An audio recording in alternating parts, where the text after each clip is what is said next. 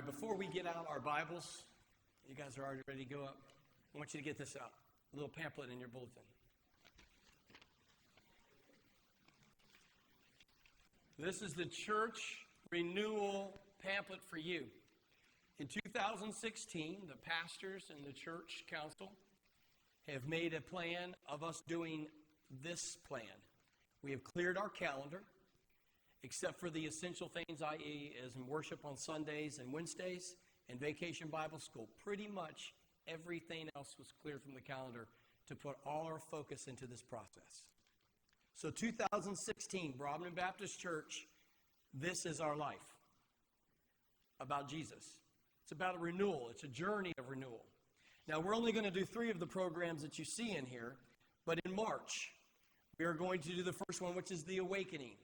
This is supposed to be about spiritual formation for your life and my life and the life of the church. This is about you with God. This is about us repenting and receiving. This is about us truly coming where we are with Jesus Christ and taking our relationship to a new level. Then we're going to enter into an Equipping Renewal Weekend. And the Equipping Renewal Weekend will be the first weekend of June.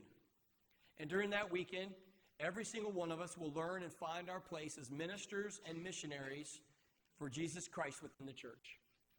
And what's that means? How am I supposed to be equipped? How has God designed me? How has He wired me? What am I supposed to be doing? And am I doing it for this church, for this community, for Jesus Christ? And then the last one will be in September. And what we will do in September will be the sending. This will be about us. About, are we sharing the gospel? Are we being sent into the world? When's the last time you've asked someone about their relationship with Jesus? When's the last time you invited someone to church? Are you sending and being sent? And we're going to do a whole weekend on that. And how this is not about going door knocking and stuff like that and all that old jazz but it's about you being a missionary. Because you don't need to door knock. You need to know your neighbors. I met my neighbors catty corner for me last night. I know their name, Chris and Cadence now. God help them. I hadn't met them. I really have never met them until last night at trick-or-treating. Trick-or-treating allowed me to meet them. Wow. You see what I'm saying? I met Michael Myers. Do y'all know who that is? From Halloween. I got to go up to him and hold his arm so he wouldn't stab me and said, you better know Jesus if you try to stab me. You know? So we get to know our neighbors in a real way. I have no idea if he was under a mask, but I made sure he wasn't going to do anything crazy, and I held his arm and got a picture of it. Anyway, we can have fun doing this stuff. And this is our journey. It's going to take a lot of work. We have teams that will be assembled. We'll have two couples that will be the administrators over the whole weekend. The pastors will be on a certain team. And there's going to be teams that you're going to need to belong to. And there's going to be work we have to do in between each renewal.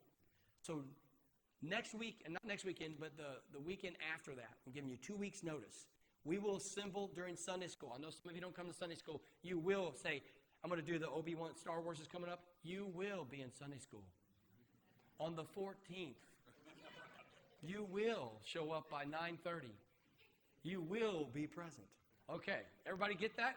Because they're going to teach us in the fellowship hall exactly what this program means. There'll be the couple that'll be the pastoral team for the state of Ohio will be here to talk to they're devoting that weekend to talk to us. So they're going to tell us what's going to happen. They're going to kind of lay it out for us. And then during worship, we'll come in here and do worship.